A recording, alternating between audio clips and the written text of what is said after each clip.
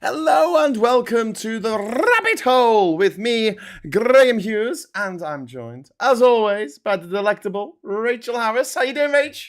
Oh, You all I'm all right? right. Yeah. Well, you've been seeing in the politics social chat, I've bought an old 1980 synthesizer and I have it in I, It's it, pink. it is pink. Somebody brush painted it pink Oh, with amazing. house paint, all the Yes. buttons, everything. Yeah. And it was obviously in a studio. They painted, I mean, I noticed in the photographs, they painted the drum machine pink. They painted everything pink. It was obviously some band, and the M1 Korg synthesizer is Yes. the 80s and 90s club sound comes, right? Fucking Korg, man. I love So it. Give me some I Korgs. I decided they're really expensive to get. Anyway, I found this one on eBay for next to nothing because it was Yeah. painted pink, didn't work, sold for parts. Got it, plugged it in when I got it today. And they said the display doesn't work. The display did work. The dimmer switch had been turned down, so up came the display. Yes. And then I went through all the keyboards and they did all make a noise except one key that was stuck down. So Right. I today, as you saw, I took all the keyboard out. Taken all the keys apart. Somebody brush What a painted the front of it. project. I know all the keys are painted pink. Okay. I have spent today removing Yeah. the pink paint from 80 piano keys. My theory is that it was used for a music video. Yeah, maybe. I Yeah. mean, this is going to be a bit of an ongoing project, isn't it? I mean, how long is Oh it going God. to I mean, take to? I mean, to program it is a bastard because you got to the battery's flat. There's a little battery inside a little CMOS battery, like on a computer. Yeah, yeah, So, and as soon as that goes flat, it forgets all the sequences, yeah, all everything. So yeah. you then have to either get these two cards, which are really rare and greatly expensive, or you can connect to the Korg website with a sequencer to USB cable and try to load it Oh, sideways. wow. And this is 40-year-old technology, Yeah. right? So that's what I'm going to change the battery tomorrow. I've got, because all the buttons are painted pink. So I've got to go right inside, get the buttons out, get them all Oh, scrubbed them all. yeah. And then my What a wife is project. going to go to do the case. The case is pink. And I did one end, as I showed you today on the photograph. It took me about a half an hour to do one end. Yeah. So I reckon I mean, yeah, and then I've got to replace all the little buttons, and then I'll replace all the little switches, and then all that. But I think for a 40-year-old 1980 synthesizer that makes all the club stuff that I dance to, it's gonna be amazing. That's awesome. Well, we're going back to the 80s today, aren't Yay! we? Well, I Yep. mean, the 80s and the 90s. So Yeah, we're going to yeah, talk. We're going to talk retro games and compare them with the games of today. The games that you're playing, your first-person shooter games. yeah. That's me. But yeah, I mean, going back to the 80s, did you ever have a Specky, or were you straight in with Yeah. the So PC? I wasn't a player. I've never used a console except the SNES, and I I had the played a SNES. game, and I played on the first SNES. So I used to go out with my friends. We Street get Fighter shit up. 2, Super Mario Say World, Street Fighter 2, Super Mario Space World, Space Fox, Star Fox, Star Star Fox, Fox, Star Star Fox. Fox. What a game. Great game. So our pattern was Saturday afternoon, watch a bit of Blind Day, down the Yeah. pub, club, kebab, crash out, wake up sick, get up in the morning before we go and have our fry out. We then would then play on the SNES and we would all play Star Fox. Great days. Um, all of us together, and then Zero oh, seven technology. it's brilliant. It was a great first only platform game. It's only console game I played because as you said, I was more PC. Well, I played on the ZX81. Did you ever program a ZX Oh like yeah, using I your because I your got sync? my first I've got a degree in software engineering, which I learned on a BBC Spectrum Oh, and fantastic. no BBC Micro BBC B. Micro. Yeah. Yeah, so I learned Basic and Pascal on the BBC Micro, but I learned Basic on the ZX81. My dad bought me that in 1983, Wow. with the dodgy RAM pack that used to fall out the back. Did it And did it have a tape? You had to plug in a tape deck to yeah, so you go, yeah. and it's quite like, We had a bit of a throwback to those sounds when the internet first came out and everyone had dial up and it yeah, we did. That's for like the Clive Sinclair ZX, and there was a ZX80 before the yeah, ZX81. Yeah. So I took my ZXE1 out of his box and then put it into a proper keyboard and had the RAM pack that used to fall off. You should spend an hour and a half putting in the code from the magazine, and then the RAM pack at the back would move and it would go blip and reset, and your cursor would go back to, and you go, oh, and you needed 800 fingers. Yeah, and Clive! the ZX81 was a sensitive touch keyboard, so you had eight. Yes. You needed to go Shift, Alt, Delete. Yep. Yeah, come over here. Can you push that one? Octopus fingers. So the first game I ever played was Monster Maze, which was a ZX81 game. Yeah. My close friend had a Spectrum. I used to play Saber Wolf on the Spectrum. Saber Wolf, yeah. Which I really, really liked. And then I got my BBC B, and I then played Asteroids, Defender. Defender was really good on the BBC. And the BBC's best game was a game called Elite. Yes, but that was available on the Specky and on the C64 and on the Amiga and on the PC eventually. That was a great game. It got the Blue Danube stuck in everyone's head. Yeah. And it was like infinite, wasn't it? Because it was programmed in such a clever way that you could have all these different planets that you could go and visit. And Hyper 2. Yeah. And you eventually you get enough money to be able to get like an automatic docking thing, because up till then docking was a nightmare. Yeah. You had to get into like a slit that kept turning, like rotating, and you had to rotate. But eventually, as soon as you got some money, you could just slide in there, which I think is a good sort of setup in life for people. Yeah. You got to realize things get so much easier when you've got a bit of money. Yeah.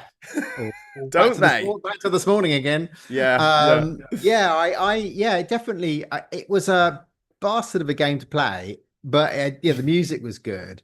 Actually, the very first game, to be honest, the very, very, very first game before I got my own computer was a game called Star Trek that came out on the Apple One. It was all asterisks. It was like playing battleships in a way. Oh, okay. It was on the Apple One, and I was working in a supermarket in Ireland when I was about 15, and I remember one of the people in the house I was staying was a teacher, and he had an Apple One, and he said, "Oh, come and look at the Star Trek game." Oh, Star Trek, and I'm rushing in, and it was little asterisks. It was like playing Battleship, but it was a little bit like Elite, where you sort of navigated space and you had to fight Klingons and all the other stuff. But yeah, so I never did the consoles, and so.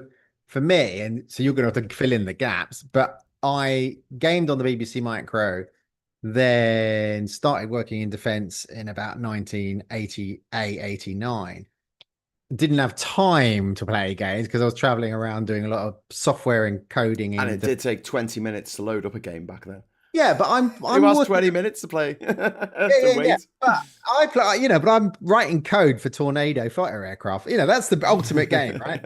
So comes COVID. My wife is a massive gamer. So let's just jump and then we can go back.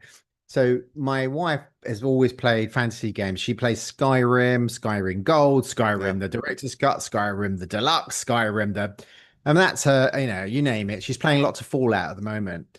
And she likes fantasy games, wandering around, jumping, craft. I hate fucking crafting. She loves crafting and mixing potions and swords and dragons. So I never wanted to get into gaming because I'm a bit ADHD. I'm a bit upset. I have an obsessive personality. If I start like this keyboard today, I bought it this morning. It came this morning and I've been on it all day. Yeah. So I wanted to, I never wanted a game because I knew if I started gaming, I was just going to get really into it and I'd be in my basement, getting fat, eating cheesy Wotsits, and I'd never come out. Anyway, lockdown happened, so I started. What got me into gaming was my first game was Wolfenstein, first person shooter, which I love. I don't like third person. I like first person. You didn't play Wolfenstein in 1990. No, but I have gone back. So the Maze games, the Return to Castle, Wolfenstein, Wolfenstein 9, the game that Bethesda pulled off the market before they hit. It's on a CD. I bought it on the CD and made it work recently, which is so Wolfenstein, the proper shoot 'em up, Bethesda, Machine Works, and ID got together and made it slightly brilliant. I like picking up life. I like getting guns. I like upgrading guns. I like shooting Nazis. Wolfenstein is all that. So Old Blood, New Blood, and Colossus, amazing. And then they did this, and then they killed the franchise with this twin sisters of the daughters of Wolfenstein, and that killed the brand overnight. It was dreadful. Even when they were showing that game on display and wherever they did the launch, people watching it going, "This looks shit," before it even launched. But the first Wolfenstein game goes back to 1981. It does. It's the maze games, as I call Castle it. Wolfenstein. Yeah. It wasn't until 92 that Wolfenstein 3D, which is the first Wolfenstein that I played on the PC. So I didn't have a Specky, but my next door neighbor did. So I often went round to hers to play on the Specky over there. That's a good one. I'm coming around to play with your Spectrum. That's good. But back then I wasn't interested in girls, you see. I'm still not really. Manic Miner, Jet Set Willy. Manic Miner. Big Ben Strikes Again. Yeah. Daley Thompson's Decathlon, where everyone gave themselves repetitive strain injury. Lots of teenage boys in rooms doing this. I liked the text-based games. I was talking about this the other day. I really like the text-based games like Zor and Silicon Dreams. Jumped. The Hobbit. The Hobbit was one where it had a picture at the top and then the shit picture. Oregon Trail. I think you could get that on the Specky. I can't remember. He used to die of dysentery all the time. Chucky Egg. Chucky Egg, yeah. Head Over Heels was my fave. Head Over Heels and Batman, which were done by the same people. Which was just freaking awesome. I kept winning like the best Specky game ever. And it was like made by some guy in his back bloody bedroom or something. And it was great. It was a great time of homebrew. Like people used to make their games in their bedrooms and sell them. We had a shop in Liverpool called Bits and Bytes. Yeah. And you go in and they had like a bargain thing with all the tapes in for your Specky. You can go to WH Smith and get your cassette. There was a company called Ocean Software that did loads of. They've gone now, but they did loads. They did RoboCop that had really good music. That I think was used on the Ariston ad. There's a company called Ariston, and they used the same music. Anyway, just getting completely off. My cousin had a C64, Commodore 64. So I used to go to hers and play. Which followed on from the VIC-20. Commodore 64, and that had the trapdoor. Do you remember the trapdoor animation from the 80s with the stop motion plasticine animations? School Days, which is brilliant.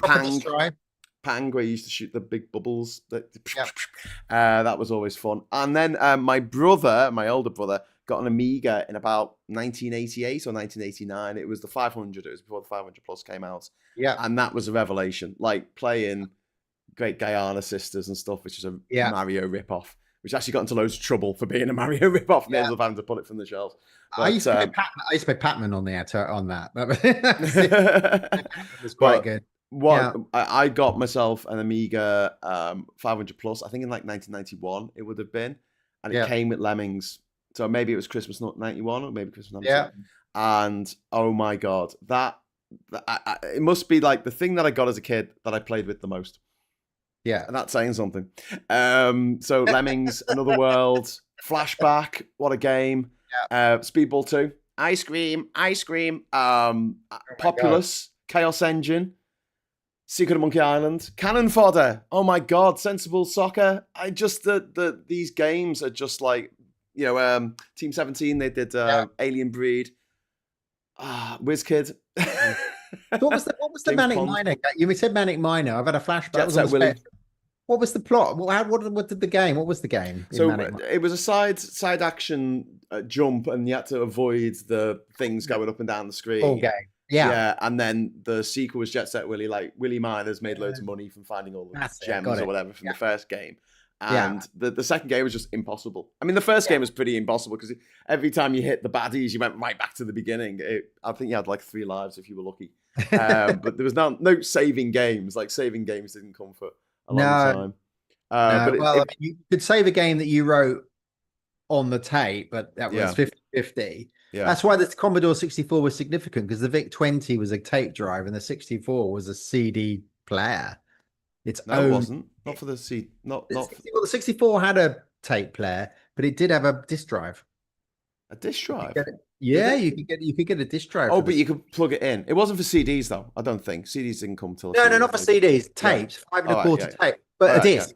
But a disc was fucking after tapes. A Yeah, disc was, you know, my BBC Micro had a 5 1/4 inch disc drive. It used to use tape. My dad bought yeah. me a disc drive for my birthday after I'd been on a Philips cassette trying to get the fucking tapes to work. He bought me a disc drive for it, Yeah. and it and you had to. This is the fucking 1980s, right? So he buys me a disc drive. You can't plug it in; it just works. Oh no, you got to take the BBC Micro apart and cut a resistor in half, Yeah. then cut a jumper on the board in half, and then remove a component and plug it in. Then it worked, and we did that following this book, and it didn't work. And then we had to get some electrical whiz kid to do it. You know, I was a software, not electronics.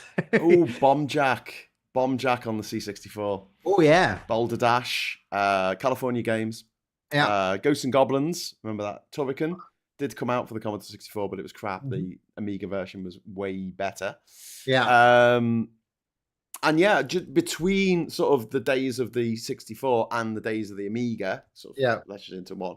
A mate of mine got a SNES, so you know we could talk about Zelda all day if you want. But also, I got a Game Boy. I got a Game Boy in 1990. I think the little ones, the handheld yeah, one. yeah. I've still got it. I used to play Mario and Tetris on the Game Boy. Yeah, Tetris. It came with Tetris, which was just very, very addictive. But Super Mario Land 1 and 2, 6 golden coins. And Pokemon eventually came out on that. And my at the time girlfriend bought me Pokemon Red, and my previous girlfriend bought me Pokemon Blue, so I could trade with myself. But I needed a second Game Boy to trade, so I had to like get me mates to plug it into theirs. And anyway, it was anyway. Whizball on the C64. God, Whiz Kid was the sequel to that. And just the number of amazing games that were coming out at that time. I mean, they were coming fast and furious. They were, and lots of platforms were, and a lot of people were converting them. So PC wise, at that point of Commodore 64, you had the BBC Micro A, BBC Micro B, BBC Electron. You had the Dragon 32, the Auric Atmos. What the other computers were out oh god, Jupiter Ace. All of those computers were out at the same time, and if somebody wrote a game for one of those, then it was converted across all the platforms. Everybody was trying to get them to work on the other platforms. And I say Ocean Software tended to do quite a lot of good stuff across the spectrum, and the Dragon 32, all those games had right across the platforms. We all had different computers as kids, so it's like, I'm not having any of this talk about Atari STs being better than Amigas. They just demonstrably worse. The graphics were exactly the same. They used the same chipset, but the music, I said this the other day, the music on the Amiga was like so much better, infinitely better on the Amiga. The Game Boy was a work of art, says Oliver. Well, a mate of mine had a Game Gear. Do you remember the Sega Game Gear? Yeah. The batteries last like 2 minutes, and they only had a few games came out. Game Boy was quite tactile as well. It was kind of, it was easy to hold. And yeah. It was like one thing I'll say about the new Nintendo Switch and the Switch 2 is that the controls are just really hard for me to get me big wank spanners around. It's just I want to get a Steam thing. Yeah. But I buy all the games off Steam, and so does my partner. And my partner is locked onto the PC a lot more than I am, and I'm like, oh, I want to play Doom, and I can't. But if I got one of those Steam handhelds, then at least I could just, What I want is just like controllers that you can put on your phone, and you can just it just clamps onto your phone, and it gives you up, down, left, right, A, B, 1, 2, whatever. And it plugs into your USB, wherever your USB is. Okay. And it just stretches depending on, like the way a phone holder stretches. Yeah. So it just kind of clips in there, and then you can use that as your controller for your game. Okay. I don't know if they make them. Oh. If someone wants to go ahead and make them and make shitloads of money now, please give me a little bit of money out of that. The ARM chip that's in all the phones came from the BBC Micro, right? Yes, it did. We used to be quite ahead of the game when it came to micro computers. Didn't we? We're giving it all away. Yeah. Someone's mentioned the Bitmap Brothers. Yes, they were fucking fantastic. Chaos Engine, Gods, which had just some of the best graphics. Also, they did. If anyone used to watch, I think it was called Motormouth, the ITV children's show. There used to be a game on that, and the graphics were done, and it was a bespoke game that they had made, particularly that people played on their phones. I think. All I right. think you had to Okay. press if you had a touch tone phone, you'd Yeah. hold down a button, and it would obviously make a tone, and that would make you go right or make you go left, depending on. Oh, I do remember that. Yeah, God, blimey, having a flashback. Oh, yeah, and yeah. you had to like fight a hornet or something. Yeah. Bitmap Brothers, fantastic design, fantastic design. What else have we got in here? Bomb Jack, absolutely. What a great game. Cartridges on the 64. I remember playing Big Top Circus. The first video game to feature a save function, says Tommy Lee, using a battery-backed memory on the cartridge was Pop and Chips for the Super Cassette Vision, released in Japan in 1985. I had a Game Gear, says Chris. Cool. Got us a second-hand Game Boy, which I played on the train to work. Had something like 7 versions of Tetris on various devices. Yeah, Tetris did port over rather well, didn't it? But it was never quite the Game Boy version. I think that was always the superior one. Yeah, it was. Someone ported Outrun from arcade to Amiga. He used a 030 Accelerator 1200, which I think originally had in 1995. My brother worked on the port of Street Fighter 2 onto the Amiga, and it was absolute shitfest. I don't know if I'm allowed to talk about this now, because I'm sure he signed an NDA. But oh my God, they fucked it up so badly. You would not believe. It was, yeah. One thing as an aside, it's not necessarily, well, it is gaming, but is that you do those emulations. So you can download an MIM 32 or 64 emulator, and then you can go to a different website, because legally they can't be on the same site as the emulator. So that you go to a ROM site. Yeah. You can I arcade games, which are on lots of PC games, and so Chase HQ, where Star Wars, the Vector Graphics one. Oh, that was the first video game to have in the arcades to have synthesized voice, like a voice on it. Yeah, and the Force. And it's amazing. It is. You can download that game and the emulator on your PC, get a joystick, and play that fucker. It's great.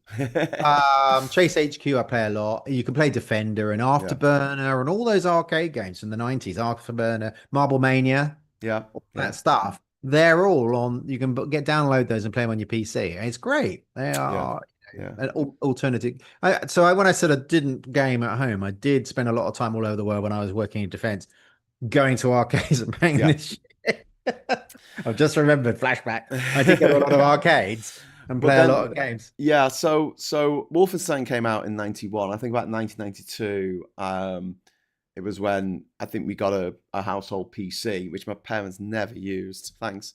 Which I got into. And the original games on that were fucking shite. It was a 286. It was like a bag of old Did it have bolts. a turbo button? Yes, the turbo button. Jesus Christ! Don't let it go above 20 megahertz. It's crazy. But the games that I started liking to play on there were the LucasArts adventure games, because when Secret of Monkey Island came out, it was fine. I think it was 2 discs, right, or maybe 4. Like, it wasn't that many. But when Secret of Monkey Island 2 came out, it was 11 discs on the Amiga, and you could have it all on the hard drive. On your PC. Same with Indiana Jones and the Fate of Atlantis. That was 11 discs on the Amiga. But I think what really killed the Amiga, that's the games system, and when people started really moving over to PCs, was Doom. So I got a 386, so I could play like a shonky version of Doom. And I think I upgraded to a 486, so I could just about play Quake. I played Quake 4 recently, because Quake's an arena game, right? And the only one, I don't really like arena games, but Quake 4 isn't an arena game. It's like Doom. It's kind of the original Quake, it was a single player game, right? The original that came out in 94, 95. I just remembered listening to the Nine Inch Nails the Downward Spiral album a lot while playing that game. But yeah, which is a shame. I'm like, I don't know where my Amiga is now. I assume it's in my parents' attic somewhere. God knows where. But I get my BBC Micro away to a guy who collects 1980s computers. All the games, all the chips. First time I switched my BBC Micro on after 25 years, I found it in the attic at my mum and dad's. I switched it on, and the power supply exploded in my face. all this silver stuff came out the back, made me really ill for after an afternoon. Didn't feel great. Anyway, so I went on eBay, and there were 3 capacitors you can buy. Yeah. Which because they all blow up anyway. So I then soldered them on the board, switched it on, then it went beep beep, and up it came. Oh wow! So then I played a couple of games on it, and then I gave the thing. I thought I'm not going to use it, so I gave it away to this guy who collects every 1980s computer going that you can name. So went to somebody as obsessive as I am, but about computers. Yeah. No, but that's the thing. Like this was. What I really love, what I absolutely love about this era of video games and everything was the fact that we sort of grew up with it, you know? Yeah. Like as we got more complex, games got more complex as well. Yeah. They've been about the same now since 2001. I mean, you look at the latest GTA game and you're like, okay, well, say the latest, it's fucking 12 years old now. But, you know, there's another one coming out, GTA 6 at some point. But, I mean... It's just a bit of a refinement. It's not the same kind of leap you had from like an 8-bit to 16-bit to 64-bit. I mean, those leaps were just insane. It was so I'm playing.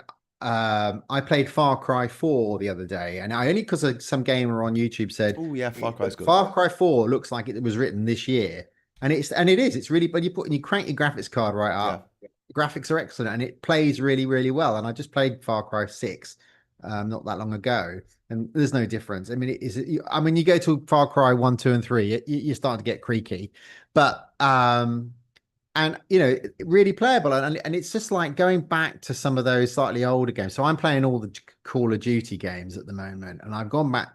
I'm playing a 2000 and all the early ones, and I'm then now I'm playing some of the late ones. And you know, you have to get I've got an Xbox controller. I want to make it work. So some of it was keyboard, made it work on the controller. But actually, I mean, if you play all the Call of Duties back to back, it's a bit samey. You either have amnesia, you're either a Russian spy and you don't know it. They shoot you at the end, but take you on the mission because they know you're a Russian spy, but they need you. You're trying to prevent a nuclear war. You're trying to prevent somebody else's nuclear war, or it's always the case, and you're always fighting on a couple of. I really like the Call of Duties, but I've played about 6 of them in about 2.5 weeks, and I couldn't tell you which one was which now. Yeah, but I do like them. I mean, they're really good. Well, it's funny. The graphics in 2009 haven't changed that much to now. Yeah. It's funny that you mentioned about the fact that you stopped playing video games because you became absolutely obsessed with them and you had to finish them and get to 100% and find all the side quests and everything. I do exactly the same thing. You collect all the eggs and everything. I have to catch them all. If I'm playing Pokemon, I've got to play Doom 2016. You've got to find the little dolls. You've got to find the little. But what really set the PC off for me? I mean, obviously, Doom goes without saying. Yeah. But it was the LucasArts games. The LucasArts games of the 90s are some of the greatest video games of all freaking time. I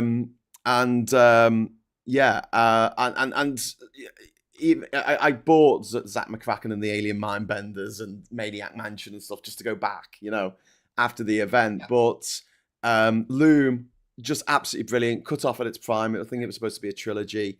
Yeah. Even like Indiana Jones and Last Crusade, the graphic adventure, which is a bit shonky, but it's still well put together. But then once you hit Secret of Monkey Island, 1990, what a fucking game. What an absolute revelation of being able to take part in a story, you know, make a story happen, and there's different ways. But look, Monkey Island 2 is often seen as the pinnacle of the point and click things, but for me at that time in the early 90s, it was Indiana Jones and the Fate of Atlantis. I just fucking loved that game, and there were 3 different ways of playing it, so you could go back once you finished it and play it in a different way. And then there was Day of the Tentacle, which had this amazing elaborate animated sequence at the start of it, which was just awesome. And that was a sequel to Maniac Mansion. You had Sam & Max Hit the Road, which was dead funny, and it was based on the Sam & Max comics. Full Throttle, which was okay. It was a bit short. That's the only thing I had a problem with Full Throttle about. It's about biker gangs in America. The Dig, which was, it was okay. It wasn't one of the best efforts. Monkey Island 3, Curse of Monkey Island, that was okay. I bought that as well. But the penultimate point and click that they had, well, actually, no, it was the last one. It was like, I've got Escape from Monkey Island on my list, but that, that and Indiana Jones and the Infernal Machine. I think it was more like Tomb Raider, like you had a character that you moved around. I was going to say, yeah. Sorry, the snares. I only played Star Fox, but I remembered I did play Lara Croft. Yeah. And I did play what was the other? Aliens. Yes. Which was Alien. It was really good, Alien on the SNES. Yeah. Was that the video game of the film? I think it was. Yeah, you went around with a flamethrower. Most of it.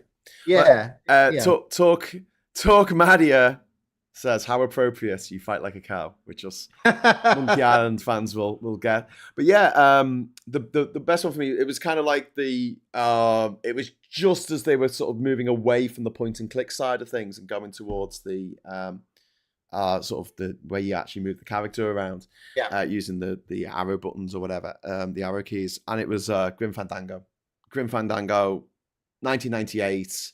It was kind of like the last hurrah of the LucasArts adventure games. And look, there were other adventure games which were all right. I think it was Broken Sword. That was pretty cool. Yeah. Beneath the Steel Sky. That was great. And there was a few others, but no one could quite do them like LucasArts could. They were absolutely phenomenal. Wow.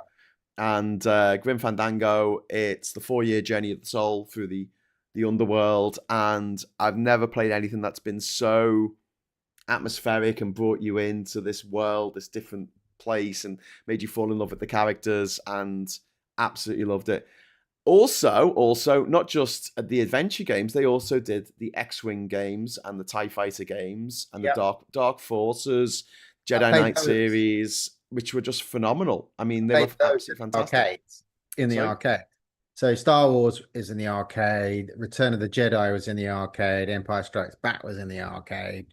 So those were all how I played the Star Wars games through that period in the 90s with the arcade machines. But the X-Wing and TIE Fighter, they were separate to them.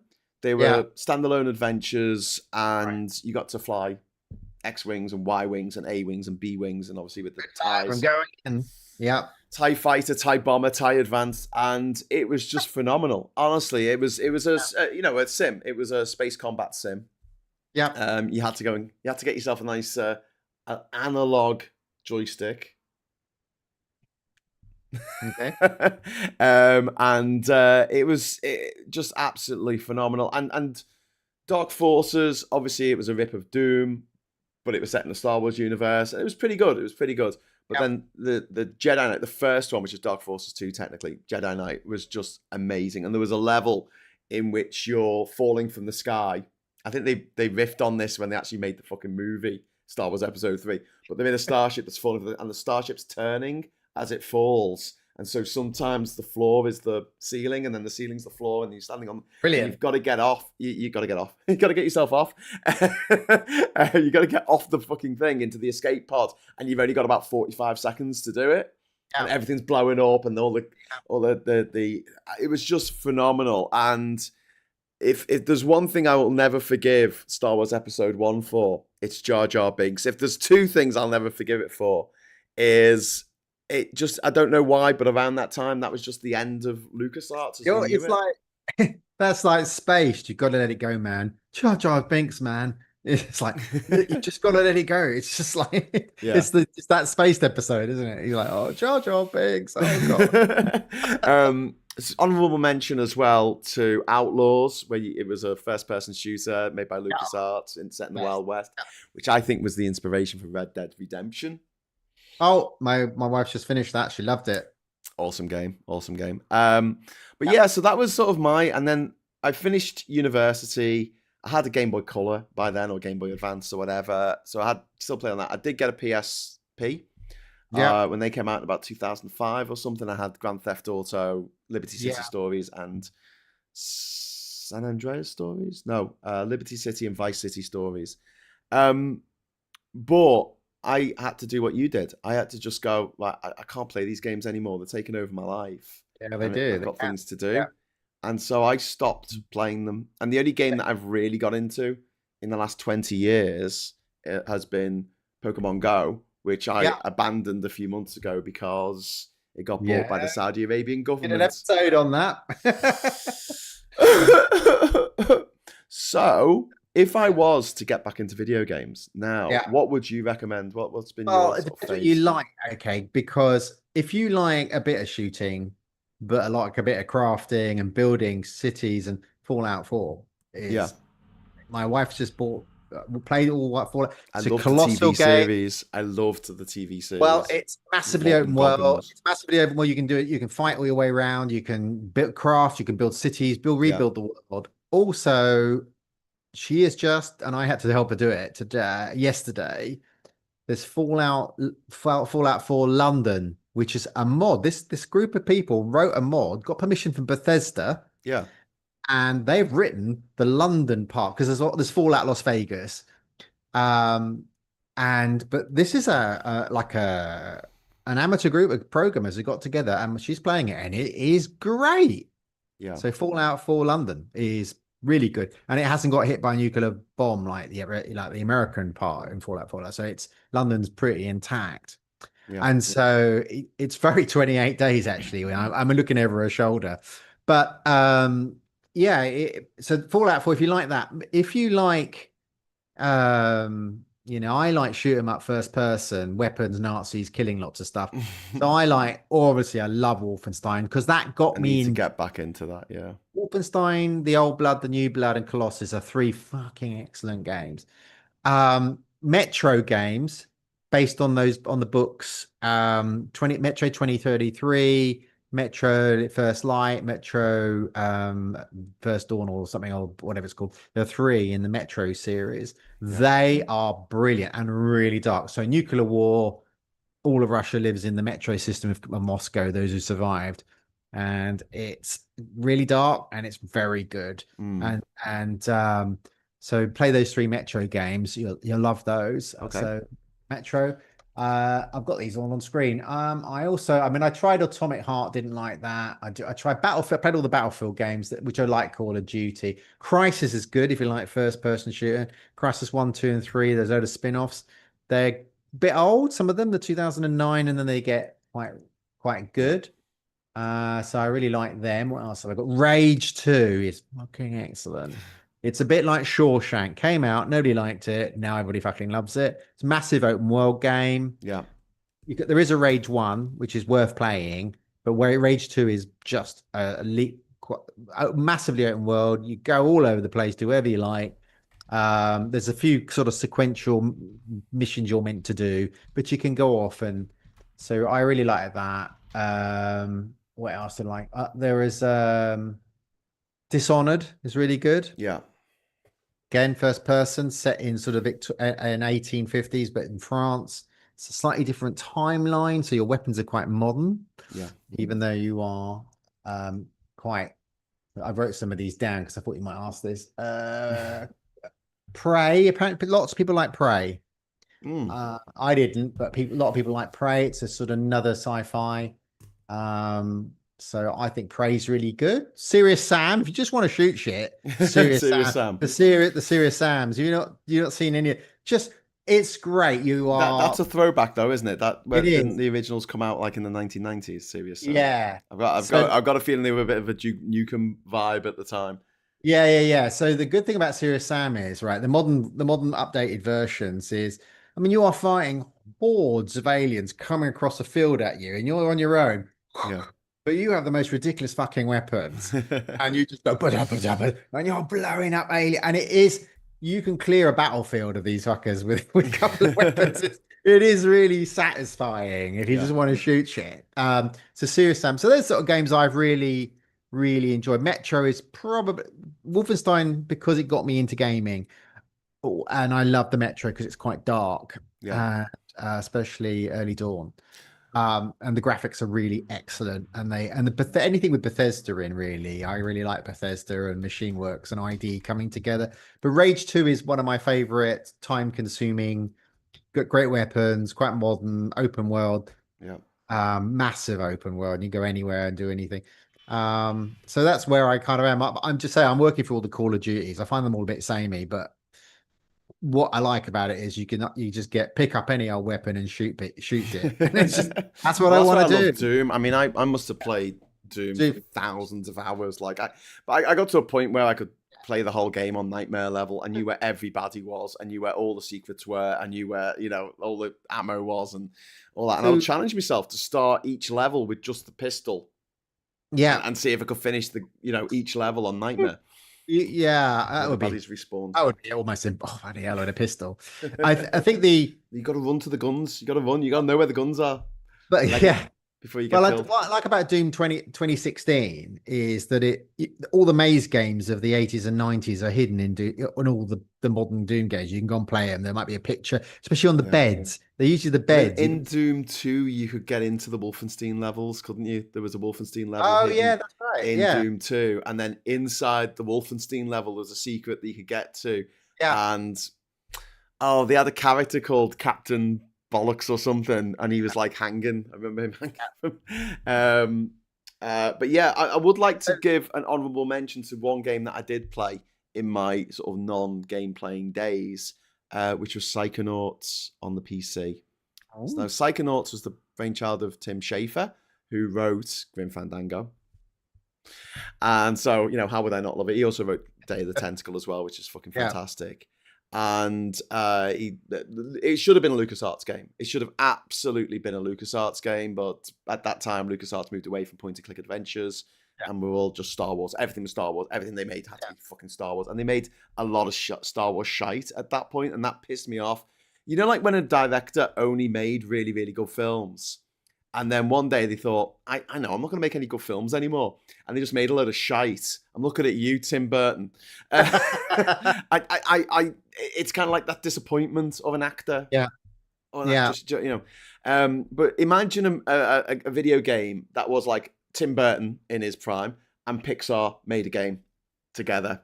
And it was just Nightmare Before Christmas meets Ren and Stimpy. And what it is you're in a camp for psychic children. And there's something menacing going on.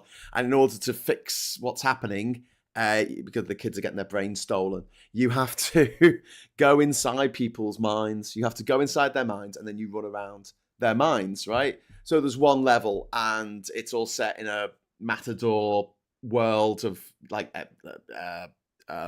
Spain, Spanish bullfighting, Mexican bullfighting. There's another one that's set on a Mobius strip in the 1950s, and there's these creepy like government surveillance people. It's inside the mind of a conspiracy theorist. In the bullfighter one, it's all to do with mental health. So the bullfighter one, the bull represents the every time they're trying to build a stack of cards so they can get up to the woman at the top. And every time they get near to the top of the, this house of cards, a bull runs in and knocks it all down. But then they realize that he is the bull and he's self-sabotaging. There's another one where you play you're a Godzilla-like monster in this little small, not small, but this city, and you're stamping on all the buildings and stuff. It was just like, and like there's the one where there's a board game and it's been played. There's a level where it's a meat circus, Rach. It's like a circus, but it's all meat. I mean, it's fucking bonkers, but absolutely brilliant. So inventive. Yeah. Genuinely funny, like laugh out loud funny, which is unusual for a video game. And just the idea of being able to sort of jump into people's minds. And apparently the sequel was even better, but I haven't played that yet. Oh, wow. Came out a few years ago. So, honorable mention, Psychonauts, if you ever dig that out. I've been digging out. I mean, obviously I just played Doom 2016, Doom Eternal, and I've just played the new Doom Dark Ages. I've just finished that. And but there is all the early Dooms were all kind of platformy games in little mazes and all that stuff. And I've got a couple of those on my phone. But I did find a Doom, and I think it came out in 2009. And it's one of those, it looks like a forerunner of Doom 2016. Yeah. So you are going around a big base on Mars. You have got lots of weapons. You're not the little character with the hands and the gun wandering around like in all the 1980s and 1990s. You're actually playing basically a early version of what looks like Doom 2016. So it's worth digging it out. It's playable. Yeah. The same with Wolfenstein. So Wolfenstein, the old blood and the new blood are the Bethesda reboots. But they did do one on DVD that nobody liked, and Bethesda almost bought all the copies back and hid it. But you can get them on eBay, and it's playable. It's very different, And there is also Return to Castle Wolfenstein, which is a sort of really early game, but playable, and you can still play it with an Xbox if you use the sort of Steam overlay. So there are a couple of sort of forerunners to the big Bethesda box office gaming, which are playable if you're really, because I've been waiting for Doom to come out forever. Now the problem with Dark Ages, and this is a problem with games now, is, as you know, I bought Dark Ages going, I've been fucking waiting for this, I can't wait. And then my PC wouldn't bloody play it because my graphics card didn't have shaders. I had a GTX card and you need an RTX card. So flogged that on eBay, bought an RTX card from eBay, plugged it in, then I played Dark Ages. And I liked it. The only problem with the new Dark Ages is that you can play it, you'd be really disappointed in it. I mean, it's great. But if you play it on the hardest fucking setting and shut your eyes, you'd still beat it. Oh, yeah. That's the thing. I always play games on the hardest difficulty setting, which is sort of, it's, if you know me, that makes sense. Yeah. I saw a gamer who said, look, I played it on the hardest setting and I didn't die the whole game. I thought, well, that's ridiculous. So I played it on the normal setting, the middle setting, because I'm an average gamer. And I played right through Dark Age. I played right through and I didn't die. I mean, my life rebooted a couple of times. Well, sometimes you fall off a rock, right? You just step off an edge and you go, ah! And it just puts you straight back. That doesn't count as dying. That happens in Monkey Island when you drop off the cliff and it says rubber tree and you just bounce back. But it is good. It's very different. I mean, your weapons, the other thing is, in your old like me, the weapons all look the same. I mean, it's not like, because all the weapons in Doom 2016 and Doom Eternal are the bazooka, the gun with the rockets, the handgun. You got very definite. All the weapons in Doom Dark Ages, because it's a prequel, they're all fucking great. They've all got spikes and skulls and big, and it's a bit, I don't know which weapon to use in this fight, but it doesn't matter because I win every fucking fight. So I just go. There's a lot of shield action in the shield does a lot. You can throw the shield and knock heads off, and it's got a lot. That's been a nice addition. I think what this gamer I watched, this cheesy what's it basement guy, was talking about was they were trying loads of experimentation out in Doom because they thought, well, Doom people are Doom people. They love Doom. They're going to play this game. We're going to put loads of stuff in and experiment with it. And there's stuff that you'll like and there's stuff you're going to fucking hate. So you have to fly a dragon with a machine gun on it. That's a bit shit. I don't like that. And you have to fly. It does actually sound cool, but you make it. Well, I don't like flying dragons, right? And there's a bit where you're inside one of those kind of giant robots and you have to fight the big demons in some robot Skeletor. It's not shooting. I mean, I just want weapons and shoot shit. And so a couple of that, there's a bit of that goes on, but there's a lot of Dark Ages I like. But next time I play it, I'm going to play it on the hardest level. I've done a real quick rush. I didn't collect the little dolls and I didn't pick up all the scrolls and I didn't pick up all the bits that drive people like you and I insane. You've got to get. I thought, I'm not going to pick them up. I know where it is. I can see it on the map. Do you know what the most frustrating thing about fucking Pokemon? When I stopped playing it, there was only one Pokemon that I needed that was available to complete. Well, you never complete your decks, but all the Pokemon that were available in the fucking game, I had every single one except one that was only available in Mexico, and that came out like last month or something. It appeared for a community day here in the UK, so I would have completed my decks if I kept playing it. But no, just put it down. Just put it down and walk away. But yeah, I feel bad playing video games now because I've still got my second and third books to write about my travels around the world. You've got shit to do. I'm nearly retired. 15 years, It's been 97 years. But it's good for the brain, right? I'm getting old. I'm a bit dopey as I get older. I'm near retirement, and I'm like, gaming is really good for the brain. It's really good for I mean, that's why I'm breaking up a keyboard. I'm taking a synth apart and I'm repairing valve radios. I don't know anything about electronics, but I'm willing to go in and have a crack. And new skills, right? And it's really good but the gaming is really good. It sharpened me up. I'm really quite. No, I look forward to it in my retirement. I really do.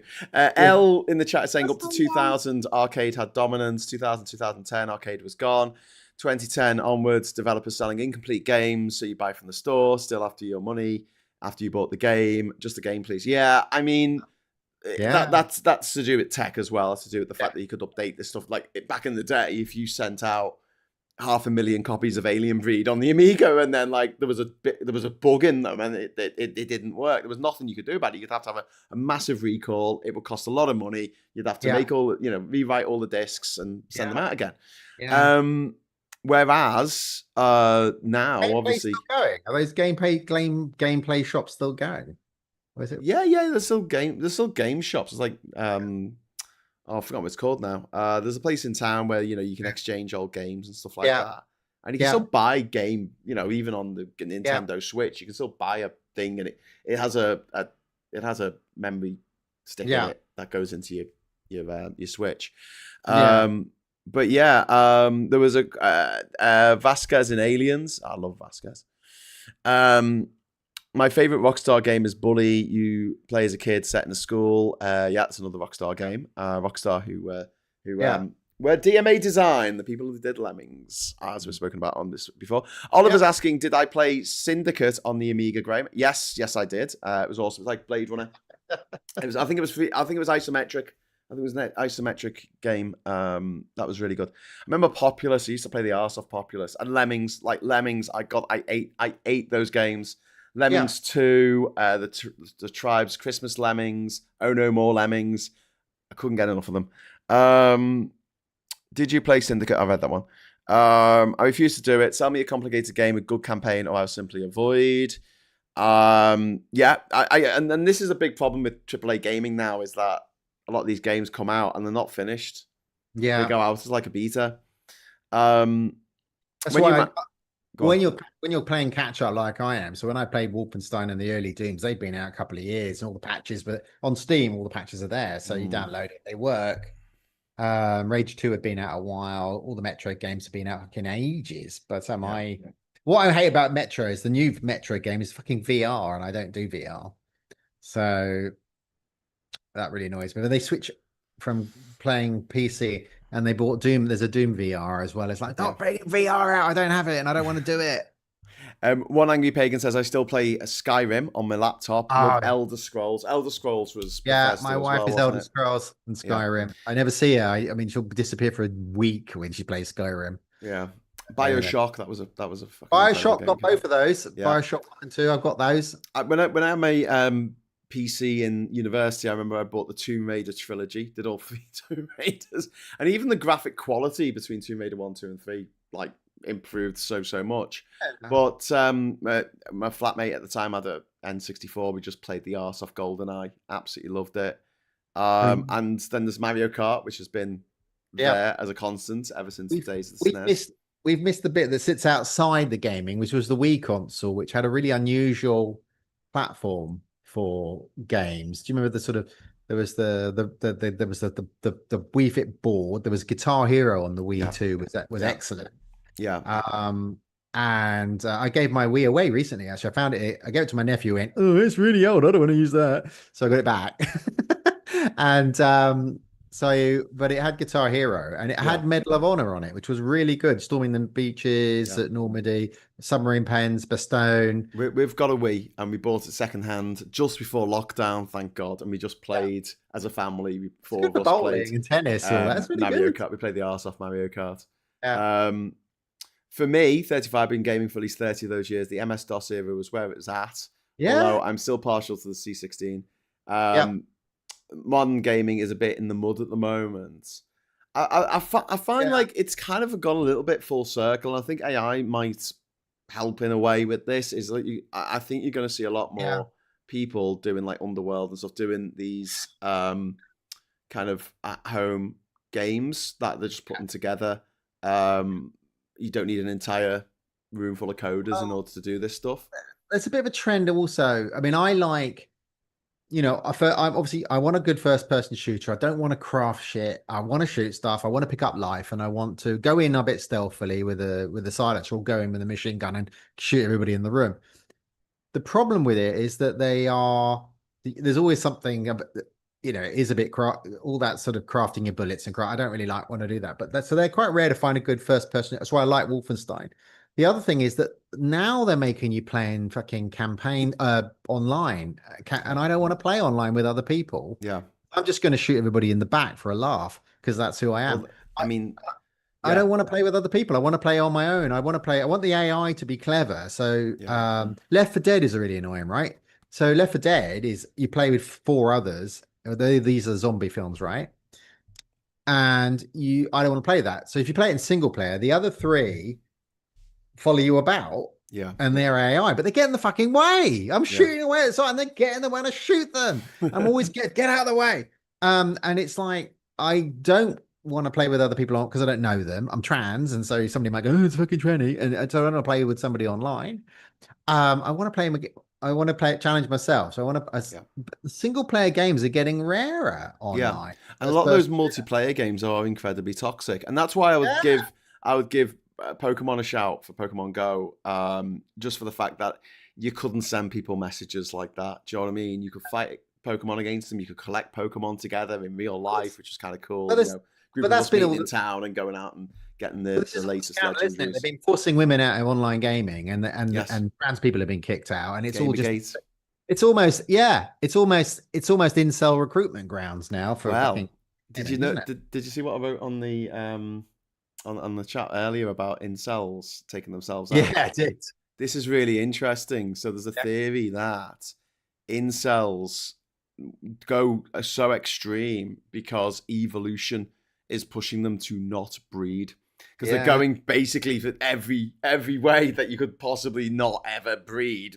It's by being a bloody incel and staying at home and just blaming women for everything. Women don't want to date them, and so they sit there. And there's a male loneliness epidemic at the same time that we've got these video games that allow men to congregate online, and every time they do, it turns fucking toxic. Jack off to Lara Croft. Yeah, the Gamergate was the start of this, where it was just young men in particular, saying we don't want women playing our games. Yeah.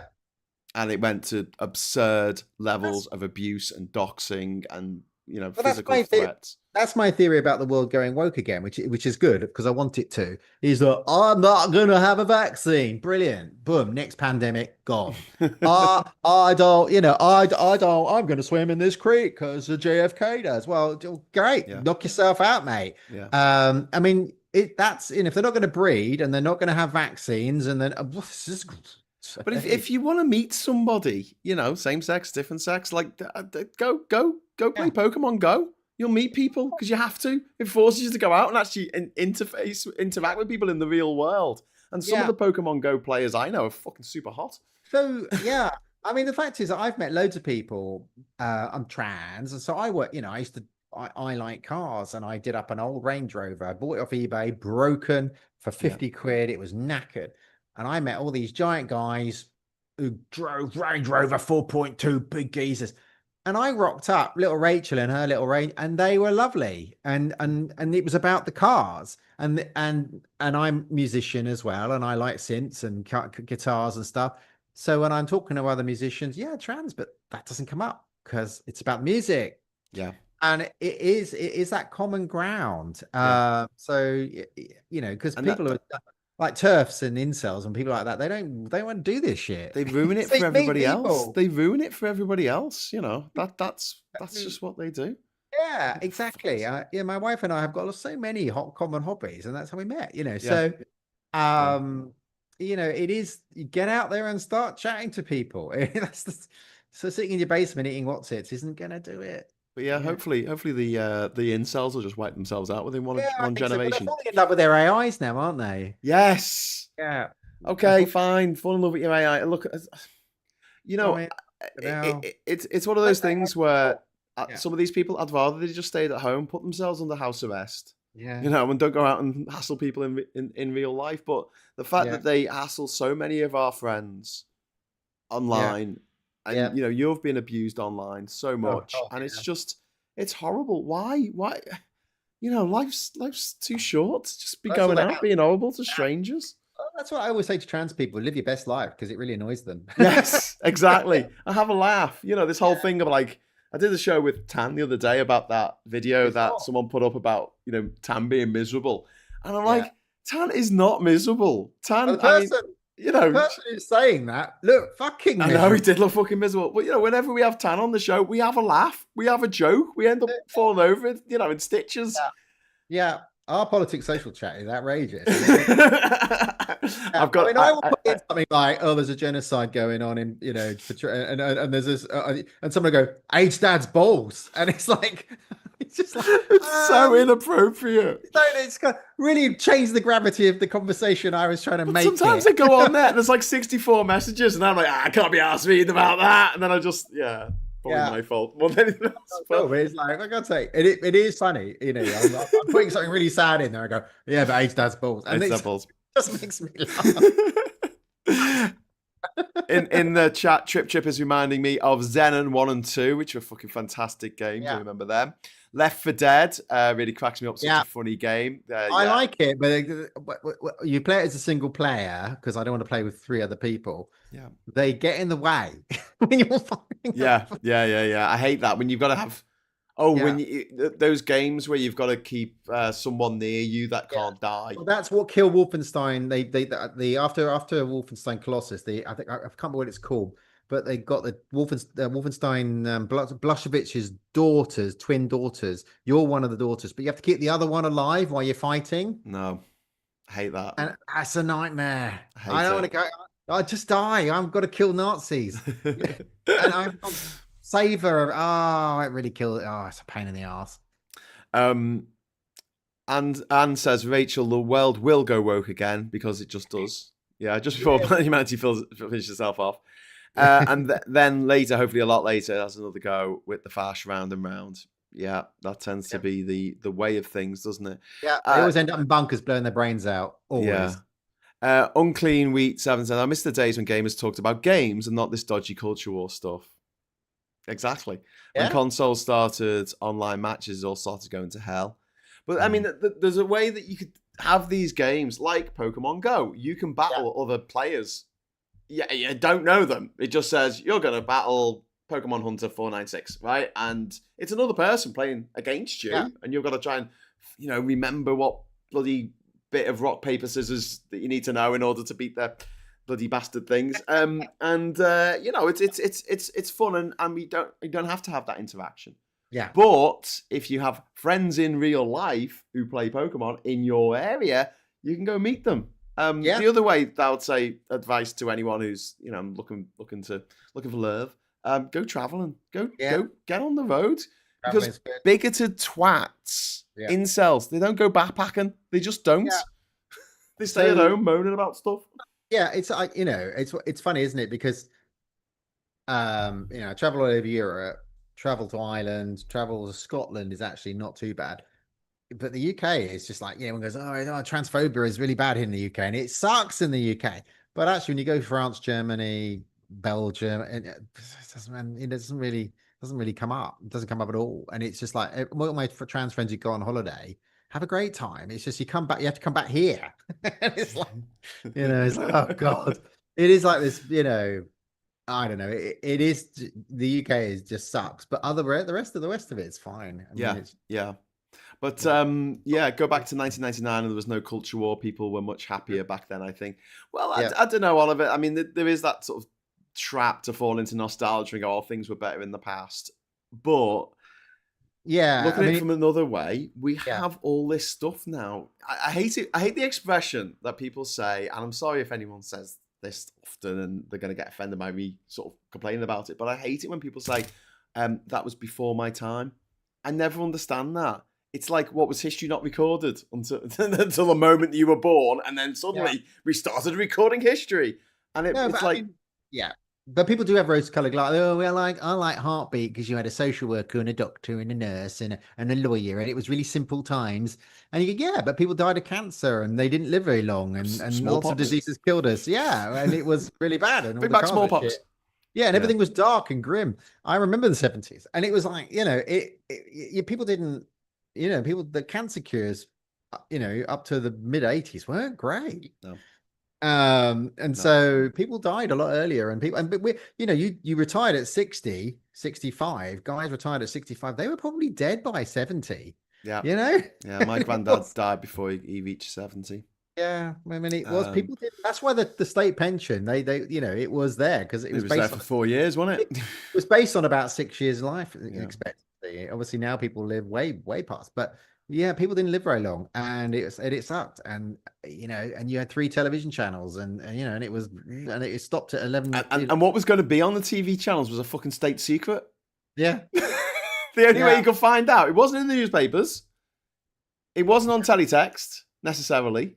Oh, teletext was another. It took 8 hours for it. To try and find out what time. You had to buy the Radio Times and the TV Times. You had to buy 2 separate magazines to find out what was happening, because the Radio Times couldn't have Channel 4 and ITV listed, and TV Times couldn't have BBC One and BBC Two. So you had to buy 2 fucking magazines just to find out when things were going to be on TV. And if you missed the thing that you wanted to watch on TV, there was no way of seeing it. So when Hitchhiker's Guide to the Galaxy was on, we saw the repeat of it, because I think the original one was 1981 or something.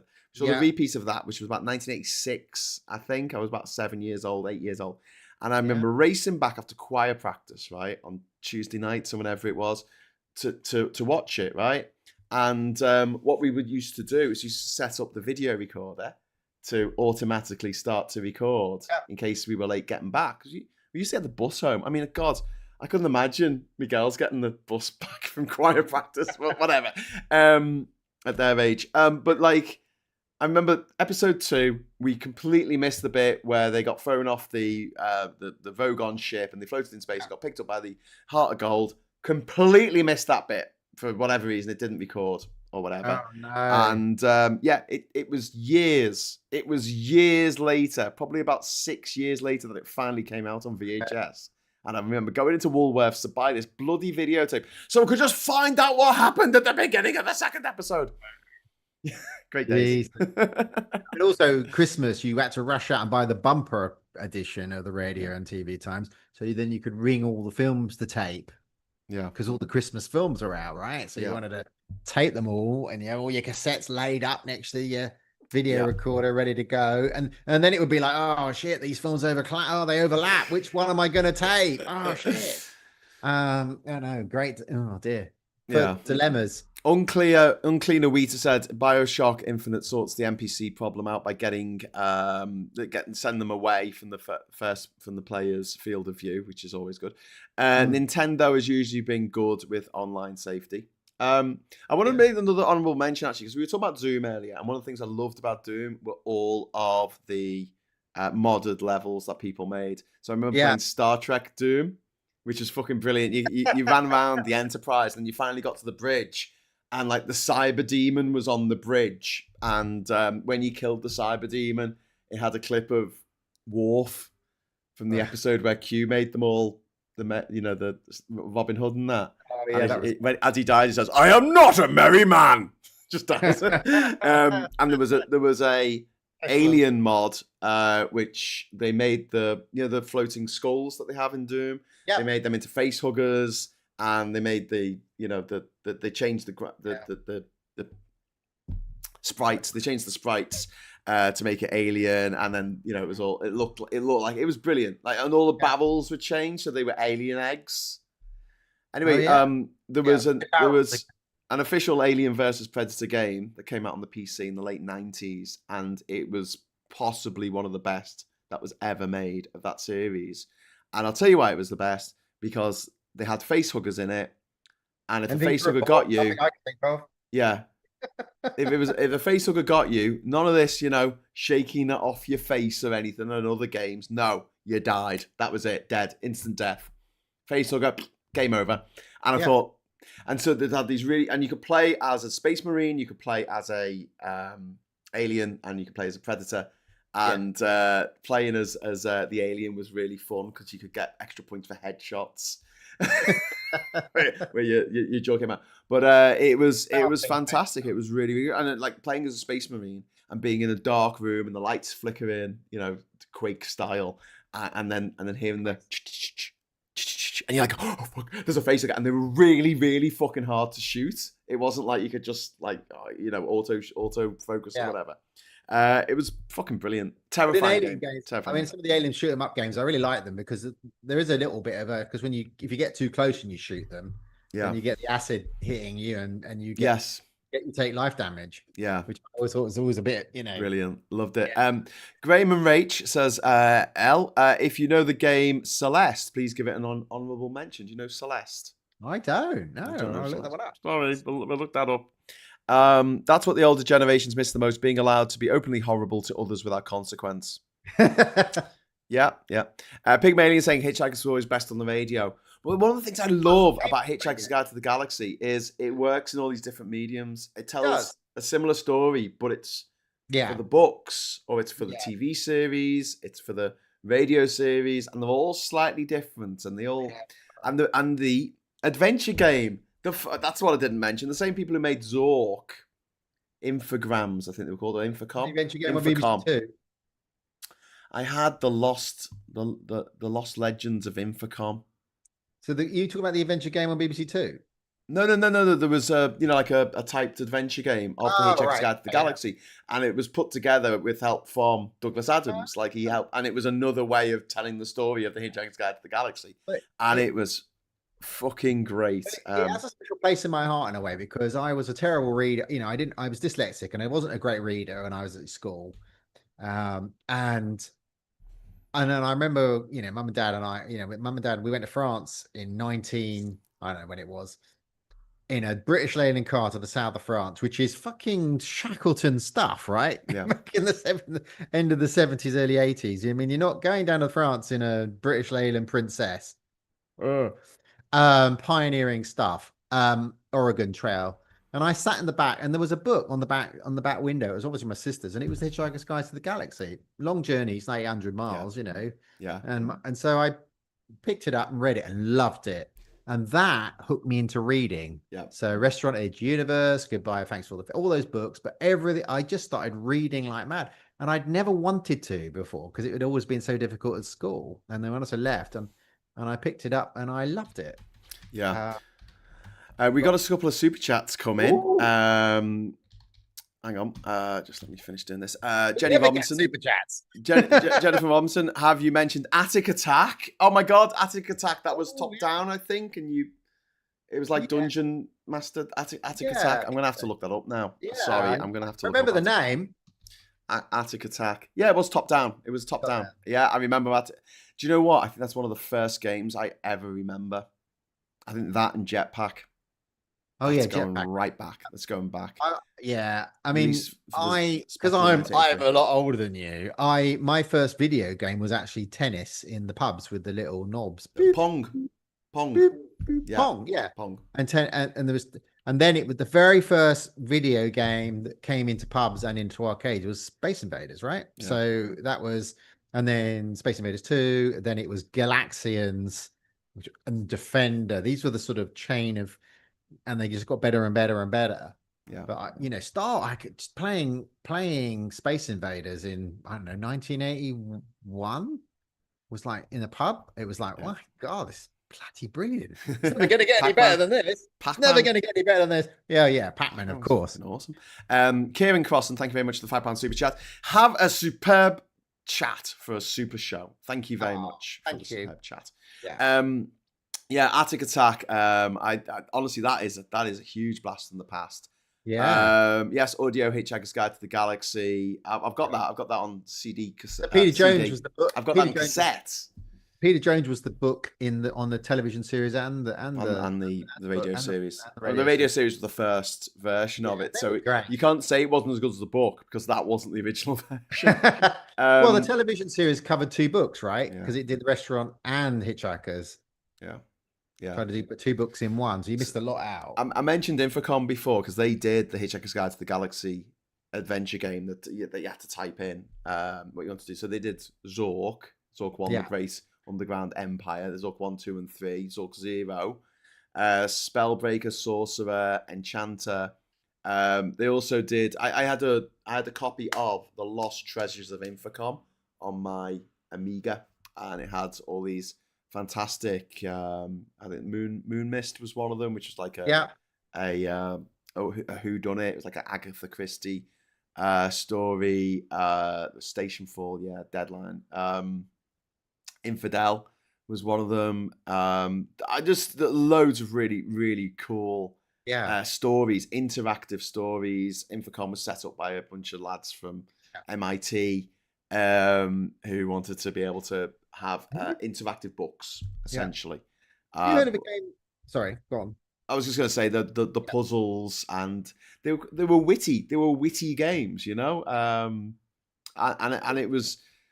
I think that's possibly why I've always liked interaction in games and in media and stuff like that. I love the idea of you being able to control the story in some way, or change the story, or and that whole thing of like finding something out. There was a video game, I can't remember what it was called, on the Amiga, or it might have been on the PC in the early days, and it was like, I don't know, Civilization or something like that. But you had a world to explore, and you couldn't see the world until you went close enough to see it. Do you know what I mean? So the map of the world started off, and it was just some blocks in the middle, and then it was black everywhere else because you didn't know what was there. And you'd explore, you'd find the coastline, and I love that. I love the. Do you like all the Sim City stuff, the city building stuff? Oh, I love that. I love SimCity. Although it was easy to cheat, wasn't it? Because you just left it on overnight. Yeah, you woke up in the next morning and you had like $1 million. My wife likes those kind of games. I mean, she loves those battle games with Roman. She's on a pad with Roman legions and fighting battles, and she spends all hours playing that when I'm gaming on the PC. But I lost her. It was like a divorce. I lost her for a month. She found a game called Caesar 3. Yeah. Do you know that? It's a sort of it's a building a city. Other people can attack you if you don't build your army, but you're meant to build the city. And if you don't do that properly, your people rebel against you, and it's like SimCity, but Roman times. So Caesar 3, I lost her for a month. I didn't see her. She was like, and all I had in the background, I know she's laughing. She'll be listening to this. Is I'm sitting in the living room and she's playing it on the PC, and all I can hear is boom, boom, boom, boom, boom, boom. That's the soundtrack for the whole game for a month. Oh wow! Wow. Joanna in the chat is saying one game I don't play often but really appreciate is No Man's Sky. When it came out, it was a complete joke, beyond the joke.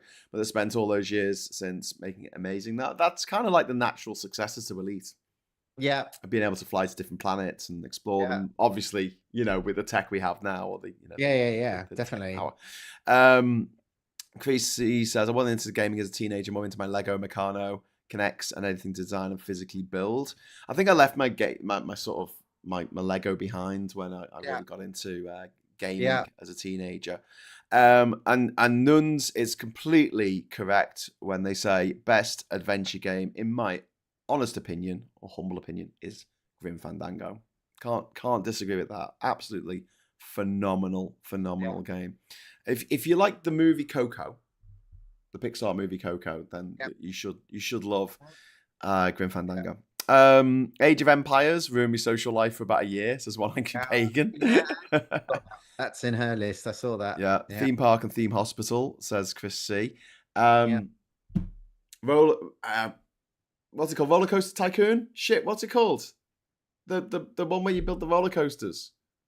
I haven't played that. Oh, that was amazing. They're shooting in that. And also, I want to give an honourable mention to Championship Manager. Was it Champ Manager on the Amiga? And when we mate Yoz coming around just playing that for fucking hours on the Amiga while we were all playing pool in the other room. But there's some new games out. The Last of Us is out as a video game. There's a new Indiana Jones game that's out as a video game. Yes, that's supposed to be really good. The Great Circle. Yeah. I mean, more story. There's one about I can't remember the name of these. I just saw them on Steam yesterday. One's an apocalyptic United Kingdom. There's been a virus. Everybody's dead, and it's and you just got, and that looked quite good. Again, not going around with a gun. You have to just make deals, buy stuff, craft, and it's a sort of roller coaster tycoon. Sorry. Yeah. So that's out, and obviously there's a new Star game, isn't there, where you go around planets and it's huge. Again, not a lot of shooting, but it's giant open world space game which came out last year. A lot of gamers are upset because you can have pronouns in this game. Bloody hell, it's bloody rubbish. But the game is excellent apparently, but it hasn't got a lot of shooting, so it's not really me. But lots of traveling around, lots of great graphics. A lot of people were raving about it again. Yeah, yeah. But I saw that come up on my Apparently, list. there's a sequel to Beneath the Steel Sky called Beyond the Steel Sky, which came out a few years ago. And someone's asked, it was Jason Isaacs was the voice on Beneath the Steel Sky was Jason Isaacs. I don't know if that's true or not. Captain of Discovery. But I would like to give a massive shout out to the games Another World and Flashback, which are made by Delphine or something. It's a French video game production company, and Another World was just so fucking addictive. And it was once you knew how to finish the game, you could probably do it in about 5 minutes, running about. But I just loved it. I love the music at the end. And Another World is very, very, very, very similar. If you opened Another World up into an entire planet, Scavenger's Reign, which I've already enthused about on this channel, Scavenger's Reign on Netflix. Please watch it. It is fucking fantastic. It's gruesome. It's beautiful. It's about a bunch of people stuck in another world and everything's trying to eat them or impregnate them or copy them and then kill the original. Jenny, thank you very much for the £5 super chat. Woo, we got super chats. Yay. It looks like a good super chat on this. Great, isn't it? I played Empire Earth on LAN with my uncle once for 14 hours.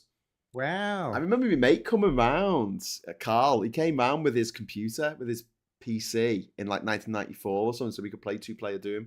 Because in order to play Doom with 2 players, you literally had to have another computer and another monitor and another keyboard and another mouse. And Jeez. I forgot a game. There was a game. Remember, I mentioned all the Metro games. There's a game, same company, Russian game called Vladik Brutal. And it's connected. It's been set in Russia again. It's a little bit apocalyptic. Vladik Brutal. It really up there with all the Metro games. It's on Steam. Yeah. It's a good shoot 'em up. Traveling all over Russia. Good graphics. Yeah. Actually, the Russian games are quite good. Actually, I have to say that they are pretty good. Well, Tetris was Russian, wasn't it? If you want to watch a really funny video on YouTube, check out the history of the Soviet Empire to the tune of Tetris. Just fucking phenomenal. Still play Theme Park on my Mega Drive to this day when I'm not playing GTA Vice City. Lol. I do like an open world game. Dragon Age wasn't quite enough, quite open enough, says Anne. Yeah. World of Warcraft, you could pretty much wander anywhere if you didn't mind being eaten by lions or slain by goblins. All the Fallout 4 is a good open world. And there's a lot of grinding games now. You never used to have that, like, because obviously you only had a certain amount of megabytes. The grind was a lot less. There were fewer side quests and stupid things that you had to do. Yeah, but I still love that, and I still love GTA 1 and 2. The top down on GTA London as well. They were fucking phenomenal when they first came out. Yeah. Even though it was shonky compared with what they later went on to, but the ideas were there. You could get a tank in GTA 2 and go on a rampage, driving a tank around the city. Brilliant. Yeah. Brilliant. Destroy them. It was Delphine Entertainment. I still have the 4 floppy disks for Flashback. Hey. Says Nunez. Flashback was just phenomenal. That was another one where it's set on another planet. Was it set on another planet? Or was it set on Earth or a moon of Jupiter or something?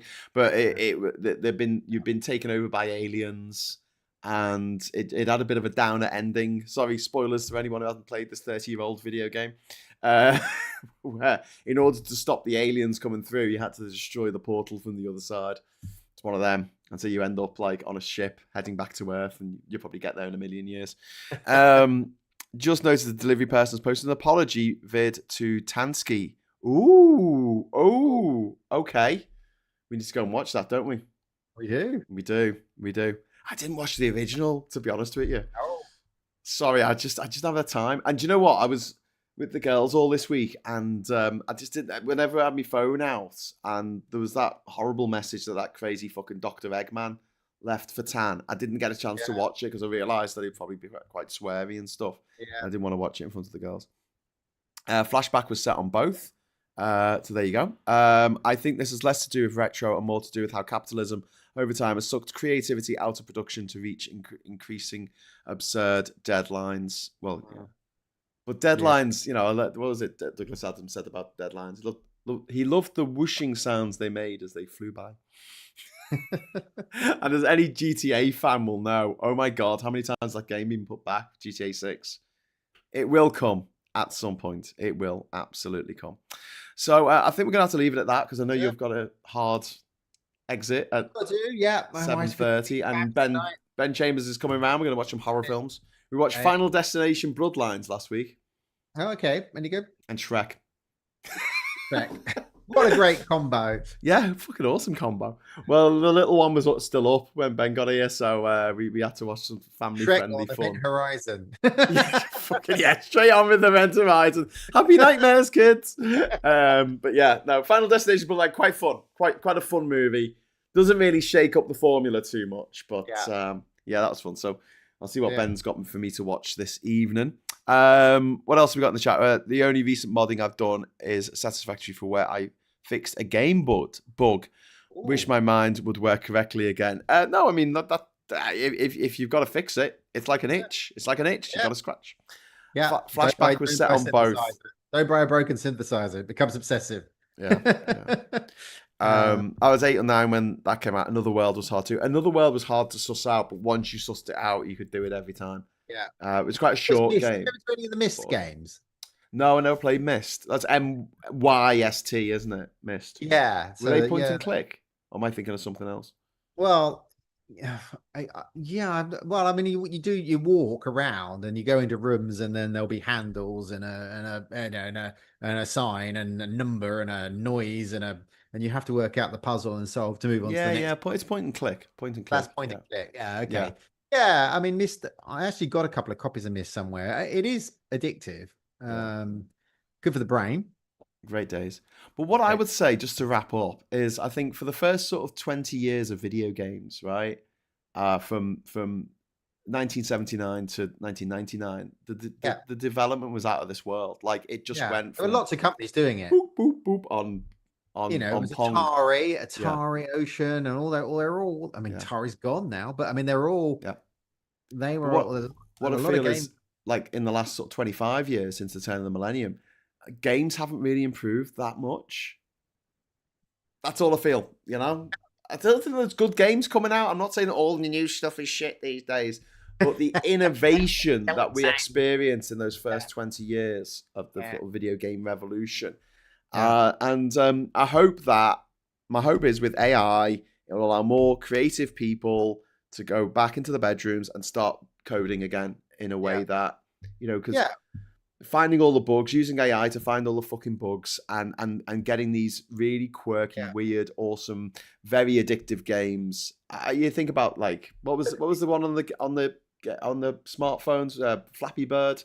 Everyone had Flappy Bird on their phone. Angry Birds. And it was the simplest. No, Flappy Bird. That was the one where it was. Flappy Bird. Captain kept on pressing it to stay afloat. Yeah. And you had to avoid the pipes. That really wound me up, that game. But I think the creativity was different. So like when somebody mentioned DOS, so I grew up with DOS. Windows 3.11, well 3.1 then 3.11 sat on top of DOS. And then it went Windows. What did come up to 3.11? Windows Workgroups, and then it went to Windows 95. 95 was still sitting on top of DOS, and then Windows 98, and then Windows 2000. Then eventually DOS was incorporated into Windows, and it was a fake DOS. It wasn't sitting on DOS. It was but you understood how that layer of computing worked, and it was the same with programming, BASIC, Pascal, Modular 2, for all those languages. But and programming was taught in school in the 80s. We were all taught coding, and I then coded at A level and degree. And everybody coded, but not many people code anymore. Yeah. And I think that a lot of creativity comes from that. Yeah. But do you think about the amount of time people put into like building their own worlds in Minecraft and stuff like that? But then you've got what's the platform called? Roblox. You got Roblox now, and you've got a lot of people making these little mad games for Roblox. Which is good in a way. It's bad in another way because anyone can make these fucking games, and some fucked up people make fucked up games that kids can get hold of. So you've got to be you've got to monitor Roblox quite tightly. But that idea of people making their own games and having ideas for games and actually being able to carry them out is awesome. I'd love to make a game. I've got game idea called Pixel, which tells the story of video games, and you get to play a character in a video game as you evolve from a single pixel to the multi-level fucking and control. you become a full person and you get to shoot Nazis. Yes, yeah. At one point, I like the idea of jumping out of your console or your computer and then going into another one and climbing inside, and suddenly you get more pixels, and you're like, whoop, whoop, and suddenly you're vector. Like Tron. Yeah. But you come out in the real world, it's all a bit distorted and weird, and you got to run across a bedroom and then jump into another video game. You got a choice. You can jump into a Mega Drive, or you can jump into an N64, and then you jump into that one and you play some games in there. But you're a character in the game. You're not necessarily the protagonist. You know what I mean? So you see the same game from a different angle. So you're road rage, but you're a truck driver or something in road rage, and you got to try and hit the person on the fucking motorbike, something like that. Anyway, so we better get going because Ben is going to be here any second now. But before we go, just a huge thank you to Rachel for joining us this evening. I enjoyed it. It's good. And thank you to all the socialites. Thank you for all your input. It's really there's a little bit of nostalgia. It ain't as good as it used to be. It's like it used to be. In my day, this was all fields. All we had to eat was barbed wire and custard. No bananas. We had no bananas in the 90s. Yeah, music's no good. Oh, it's not like it was. Anyway, so thanks very much to everyone who's contributed to the chat. And thanks to the super chats as well. I'll leave you with a line from Grim Fandango, my favorite line in any video game or any bit of media ever in the world, which is this. We don't know what's waiting at the end of the line, so we might as well enjoy the trip. Thanks for watching.